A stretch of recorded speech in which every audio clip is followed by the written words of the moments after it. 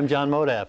And I'm Stephen Middleton. I'm a professor of speech, but really, I'm a bicycle mechanic posing as a part-time composer and a full-time decomposer. I am an instructor of mass communication. I play the harmonica, sometimes the banjo, and sometimes I make documentaries. And this is our first program, Art This, a show that focuses on works of art, but also the work of art. And this week we have two fabulous guests. Steve will be running a video package he produced in a few minutes, but second half of the show, don't leave, it's John P. Rogers singing original songs and playing guitar. Steve, tell us a little bit about your guest. All right, last Thursday evening I had a chance to sit down with Sean Corbin. Sean is a young Appalachian writer, poet, creative writer, if you will. He'll go into that a little bit in the package, what all of that means. We sat down, we had a nice chat. He talked about his writing process, what writing means, and how writing refers to art. Excellent. Looking forward to it. Yeah, it'll be fun.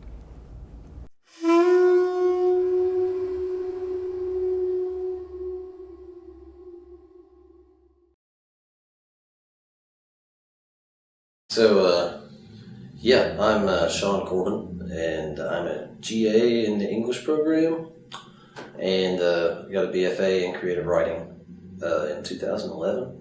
I was a member of the first class of the BFA. I love writing.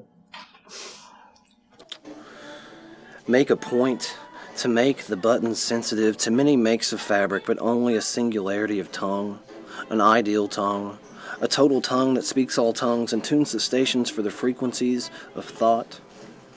Let the dials demonstrate how fluid flows the circle. When licking, lacerate the leeward curves of gravitating constellations. When humming, hover over the carpet fibers, homing in on harmonies. Earn the earth's eruption. Spread across the stratosphere in songs from multitudes of mouths. Unity in universal underlying undertones, everything extended into every worded wave. Yeah, I just write words. I really don't like genre distinctions, because I've read some novels that just have gorgeous poetic diction. I'm thinking of like On the Road, which I don't really love as a novel, but I love as a text. You know, just reading the sentences are just beautiful sentences. And I've read poems that are very straightforward, tell very straightforward stories. I think a lot of Appalachian poetry is like that, just sort of that old storyteller tradition, more than, you know, complicating the imagery like a lot of people think of poetry. So I like mixing things. You know, I write micro stories, vignettes, prose poems. So I'm inspired by like Ted Redke's psychoanalytical poems. You know, I can do without the waking, but give me The Lost Sun or The Shape of the Fire any day. Like those, I have no idea what those poems mean, but I love them and I'll read every word. Sort of Gertrude Stein, just really hardcore experiments in language. Lydia Davis, just really, really compact stories that might be 5 words long, but are still legitimately stories. I sort of think in those terms, so I wouldn't claim fiction, I wouldn't claim poetry. I do both. And I wrote, like, my thesis for the BFA was nonfiction, so I really just try and do everything. That's fine. Yeah, this is a prose poem called Chew. It's in 3 sections. It is soft, and it is soft and supple for the softness of a patch of hay, and how the horses chew the membranes of a Kentucky finger trap, while stuck, it is stuck on the gums, bubbling and bubbling and bubbling on the rows of blooming teeth. So let the hooves beat as hoofs beat, from full bellies post to post, without the cost of fallen barbs. And winning all you care to, dear, the dinner won't be served, so save room for rooms of rooming roots, and shoots of tendons shooting arrows in the arc of arches, fluttering with moss. 2. It is vitally important that the air is air, and are you listening? That the air is air, and never errant R's or oars, but always air, for oars to aerate softly, yes, softly, so as not to air the grievances, instead of grieving the air, decayed by the aired factorial breaths. And are you listening? And are you listening? And are you listening in the currents of the air that are right now, and never were, and will never be again? And are you lessening the seed counts, counted in error without erring to the side of cushions drifting in currents of the air up there above the blooming teeth that need the air to only be air instead of this air? And where will the leaves declare the fortunes of chlorophyll? And are you listening? And are the axles amplified? And are the flatlands flooding? And are you breathing while you listen? 3. Only a spot of grease, and only a lot of fleece, and only a rot of geese falling and falling and flailing and falling through the creases of the cushions and down into the dentures of the cavities, crushing down and down the bleeding blooms in a flooded flush of feathers, farming the buds of bloodied mares of moss, and only a spot of grease, only several spots of grease, the least of which is horse bones. I hope people read it, and I mean, it's starting to grow a little bit. You know, I'm still knee deep in, you know, that early period where rejections come fast and furious. But you know, that's what all writers, all artists go through that. So it's starting to change a little bit. I've had a few more publications. I've gotten to a couple of anthologies recently, a few journals. It's really I would like it to be read. You know, I have a lot of ambitions in the industry. You know, I'd love to have a press. I'd love to work for an arts council and sort of set up readings. I'd love to be a teacher, which is the main thing I'm doing right now as a GA. Sort of anything to both grow my own writing and to give that back and see as many people as humanly possible grow that. Like, that's really what I'd like. And you know, if I could get away with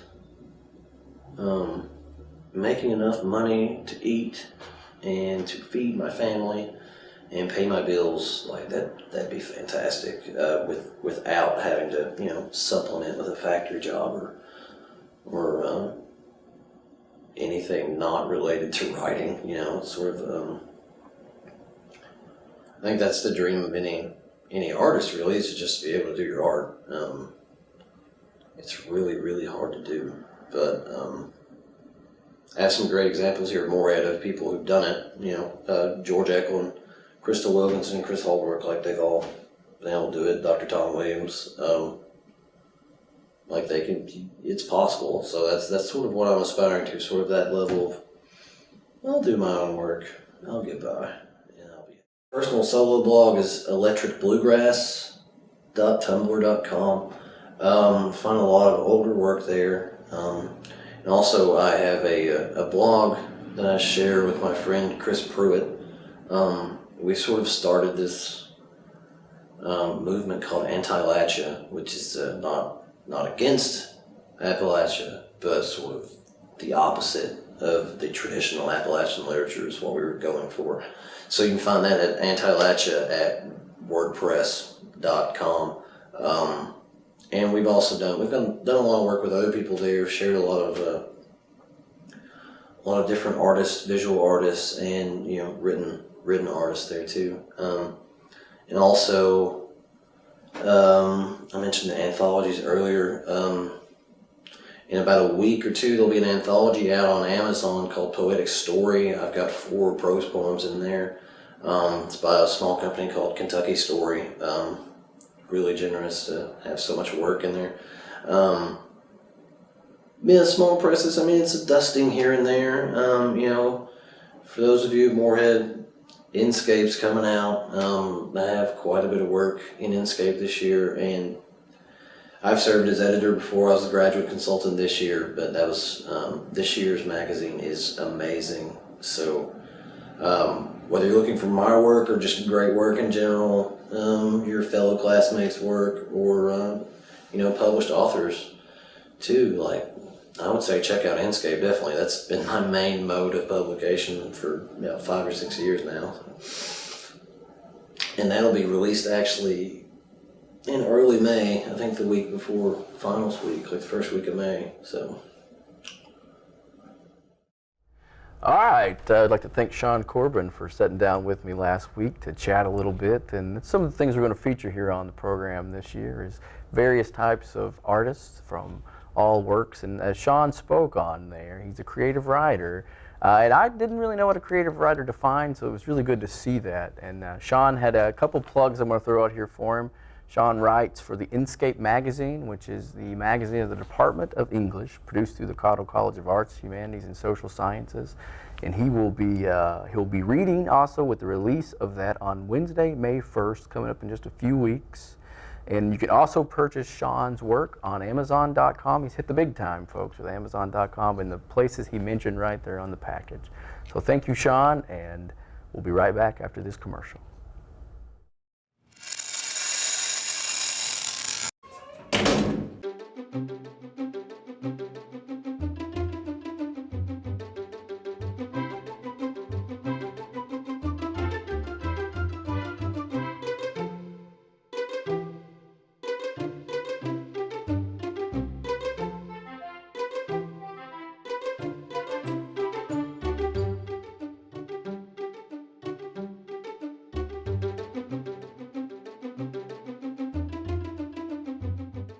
And welcome back to Art This, second half of show 1.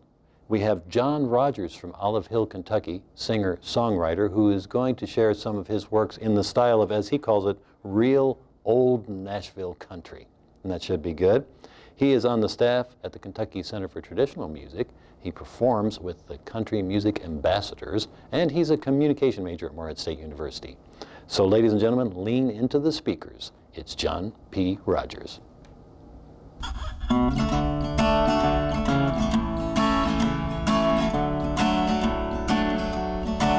Can't you hear the whistle of number 9? That streamlined cannonball coming down the line. I know it's wrong, but I hope she'll take me with her when she goes. Well, there's nothing in this town for me.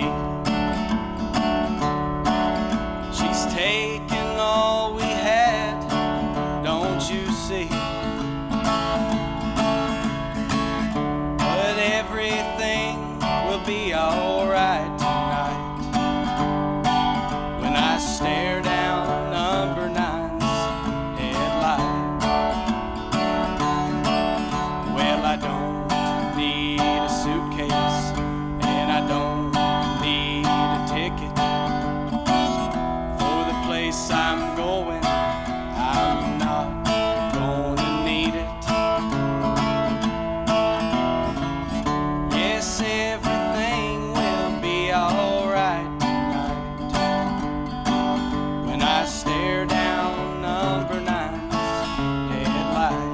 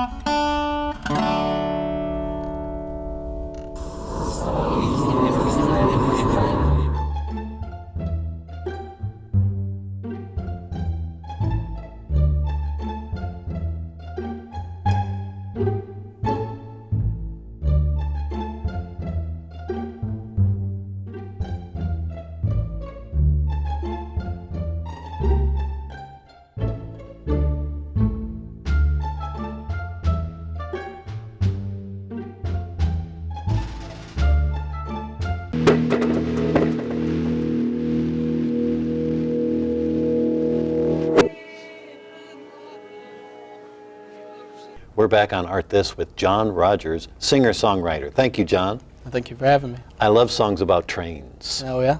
Have you got the train disease? What happened to you? Did you spend time by tracks? No, I never lived in a town or anywhere where there were trains, but there was the absence of them. And if there's one thing that's goes all throughout country music, it's train songs. And I kind of feel cheated because I never got to listen to trains go by, but I think that's where that came from, is just an absence of hearing those wheels and the whistles and seeing the sights of the train. So Yes, and so you don't have to have lived something to write a song about it. I don't think so. Right. When you started with the idea for the train song, was there a point where you said, all right, this is going to work, this is more than just a passing notion?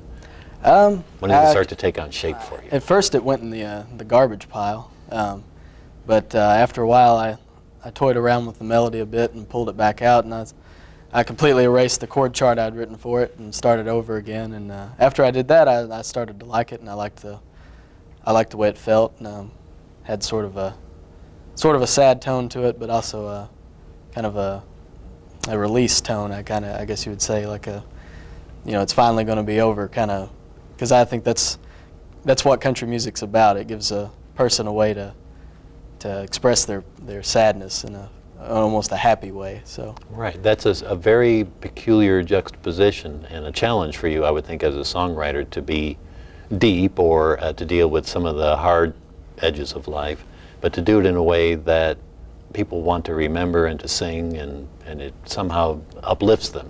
How do you manage that? Well, I think country music's a lot about, and as a songwriter, I think you want somebody to cry with. You want to be sad with Merle Haggard or George Jones or Hank Snow or somebody like that. You want to know that somebody out there somewhere has felt as low as you have, or maybe even worse, so you can listen to it and be like, at least I'm not that guy, Mm-hmm. Yeah.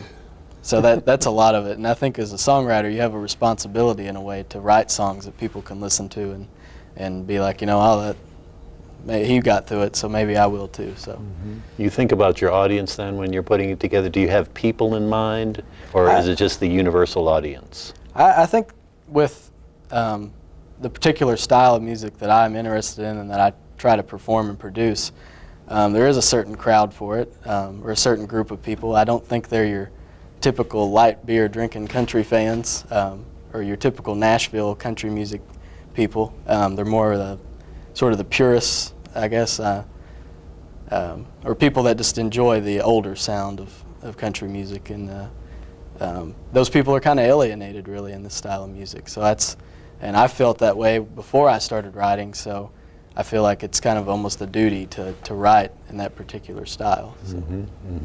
And you have referred to your style, and when I did my introduction for you earlier, as real Nashville. That's the real old country style that you call the Nashville style. What distinguishes that for you, and do you have some boundaries that you feel like you have to stay inside to manage that? Well, country music is broad, and I just wish I could say that modern country music was what you hear on the radio was authentic, but it's really not. It's sort of a faked country attitude almost. I don't know how to put a definition on it, but it's just not. You listen to old records from the 50s and 60s and 70s, and it just doesn't sound right. Like there's something missing.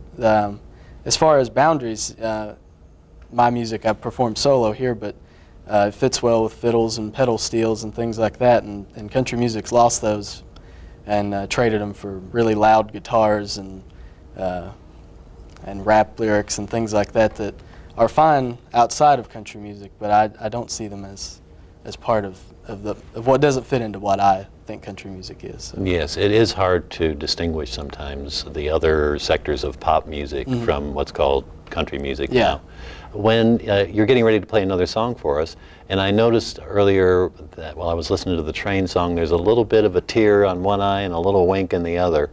What have you got for us next, and can we expect some of that? Well, this is a humorous song that I wrote. The backstory on this one is my mother grew up with her dad that loved Roger Miller, was his favorite artist. He wore out several records of Roger Miller. He would just pick the needle up and play it over and over again. And I too developed a love of Roger Miller's music, but she absolutely hates his music, can't stand to listen to it. I was like, well, I'm going to write a song that sounds like a Roger Miller song and see if she likes it, and she doesn't. But She has to. She's your mom. I guess a mother's love is conditional at times. But She draws the line at Roger Miller. yeah, but it's a song called "I Hope Your Hair Falls Out and You Get Ugly." Great. Well, we're looking forward to it, John. Ladies and gentlemen, lean into the speakers. It's more John Rogers. I remember well the day you left me, darling. Said you wanted someone more your style. A tall, dark stranger come a-calling, man with $1 million smile. Hope your hair falls out and you get ugly, darling. When little children see you, they break down in tears. Hope you're so ugly, no one would love you, and you have to live out all your lonely years. Well, I'm not gonna say that I am bitter, darling, you know that's not how I am. But I hope your hair falls out and you get ugly, and you never meet your tall, dark, handsome man. Hope your hair falls out and you get ugly, darling. When little children see you, they break down in tears. Hope you're so ugly, no one will love you, and you have to live out all your lonely years.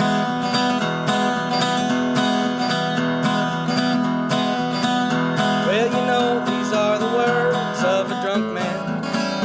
In the morning my head will be sore, but in the morning don't you know that I'll be sober, and your head it will be bald forevermore. Hope your hair falls out and you get ugly, darling. When little children see you, they break down in tears. Hope you're so ugly, no one would love you, and you have to live out all your lonely years. And I hope that you grow an ugly ear.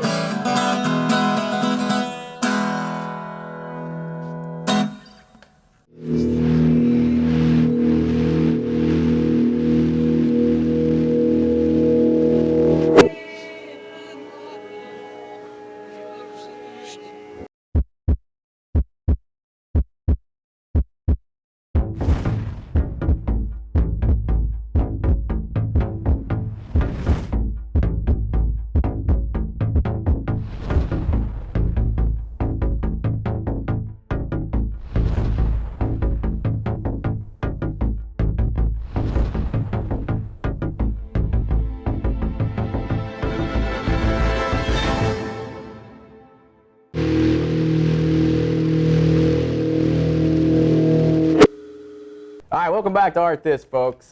Just about a minute, we're going to have John Rogers come back out and jam with us on the show close. But until then, we're going to talk a little bit about our show next week. Who do you got next week, John? Next week, I head out into the field and shoot video with Seth Green, Assistant Professor of Art, ceramic artist, master of clay, and he's going to be in it up to his elbows, showing us how he puts together his really very interesting pieces inspired by religious symbolism and architecture the world over.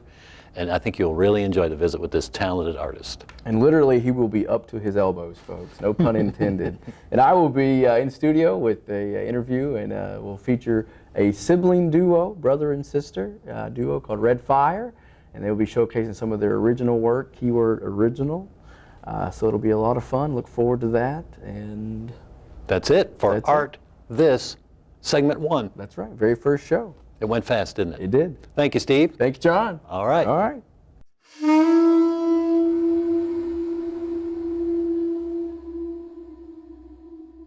One, two, three.